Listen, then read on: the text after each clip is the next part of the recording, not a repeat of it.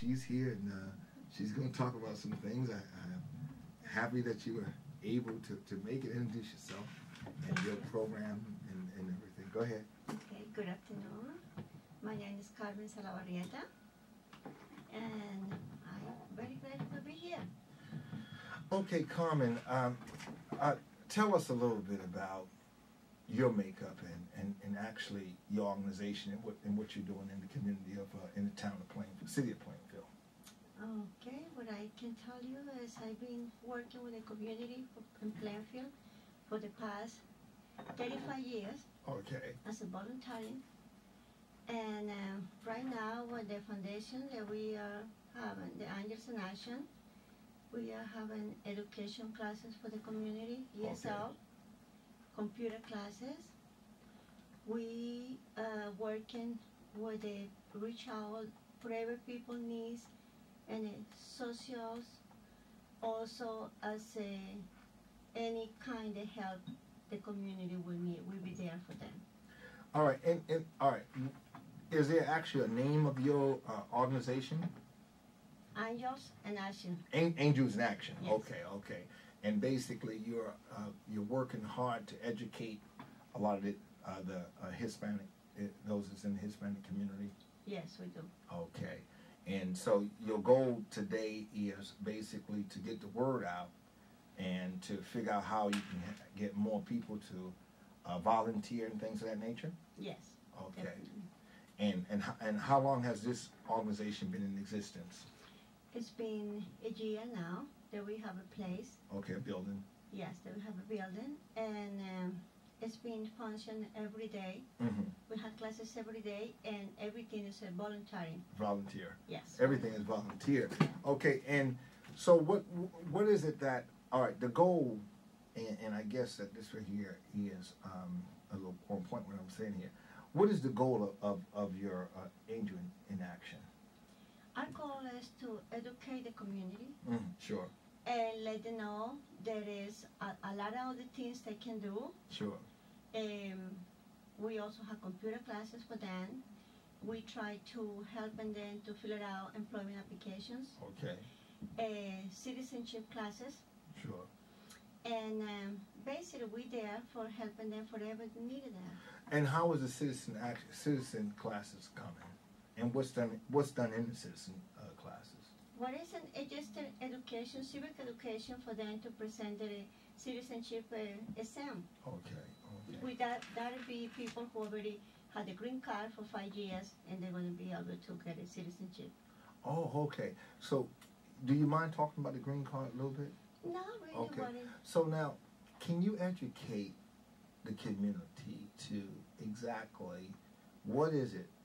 What it actually is a green card, and how is that whole thing? Because we hear the term, but we really don't know it. I don't know the actual things that come along with getting a green card, and how long do you have a green card, and from the green card where do you go? How does that work?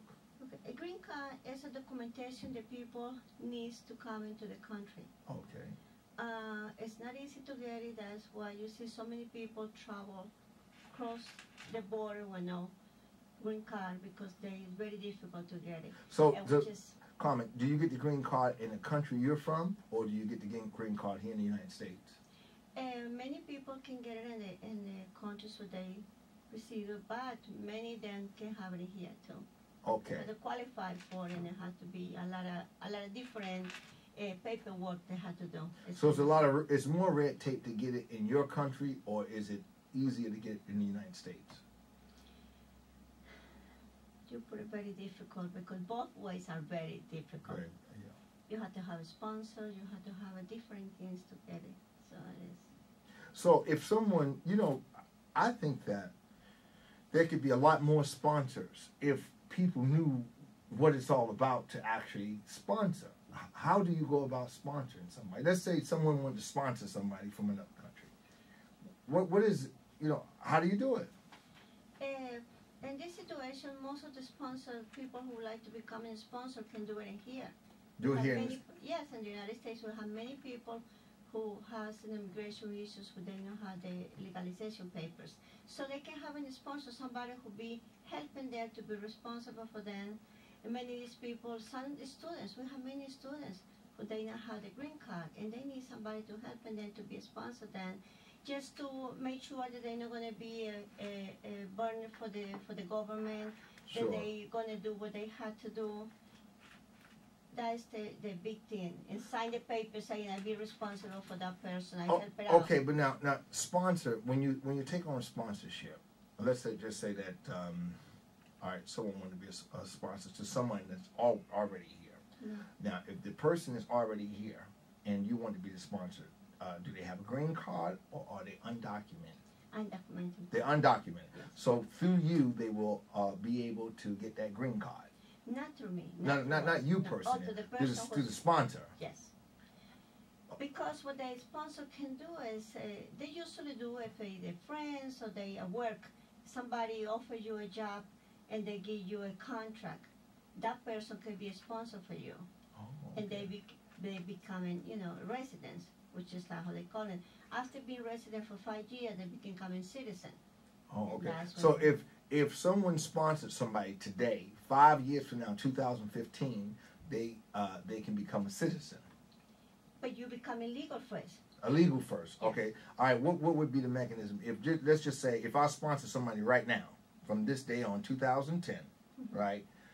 We first do what? Get the green card for them. Oh yes, you have to do all the procedures. You have to Okay. get a lawyer and work into the lawyer Okay. and find out if this person has, because most of the issues is the person has to have a very clean record. Okay. I'm not really an expert because I'm not a lawyer, Sure. but I try to help people, so that's what I little bit involved in that. But mostly the people qualify. Most of the time they can get the papers. All right. And all right. Is there money? How much money is involved on the person that sponsored them? Let's just say, okay, it's not a place where the person owns a company, where they're just an individual that they work every day. They want to sponsor somebody, all right? And this right here is probably really what we need to be done today, because everybody don't have a company, you understand? How much money is involved on that person? Or can that money be, in other words, if someone sponsor you, let's say if I sponsor somebody, then the money that I put out, can they be held liable to pay that money back, or do I just have to pay the money myself? You don't have to pay no money. It's no money involved. No money involved. No money involved. Only the person who's going to do the papers will get a lawyer and pay for the lawyer and pay for the applications. It's a fee through immigration to put the applications on. But it's not a money. Even for any company who sponsors somebody, they don't have to pay any money. Well, They just have to be able to sign a contract, say, I'm willing to give job for this person. okay. And this person is not going to be living from the government. It's not going to get no help. That's what they have Okay, to so do. in other words, the person that's going to be on welfare or whatever, this, that, and the other. Exactly. All right, but I think the point what I'm trying to make is that because, we are limited in the companies that we have. We have more everyday people, if you will, that probably could do the same thing, but they're not a company. Who will pay the lawyer at that time? The person who is interested to get the papers done, So- not the sponsor. Not the sponsor. No. So if someone is sponsoring somebody, they don't pay it. Then the person that want to be sponsored, he has to pay or she Yeah, has the to pay client it. will pay everything that they need to pay. Okay. And we have many cases and we have many companies and we have a lot of people in here that they becoming residents 10 years, 12 years ago. They went to the hospitals, Sure. the nurses, some doctors, or even we had doctors who they had a green card, so they come here to school and they had to stay or something, and the hospitals sponsor them, and now they become a resident. So we had that a lot of situations. It's becoming more difficult one time, but that's one of the ways that people can become a resident. Oh, okay. And do you know the price of a green card?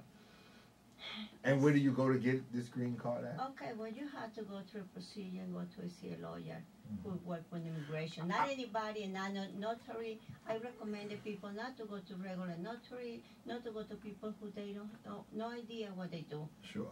Just go to a lawyer who knows, who is a specialist in immigration work. That are agents. So you can't just go to the immigration building.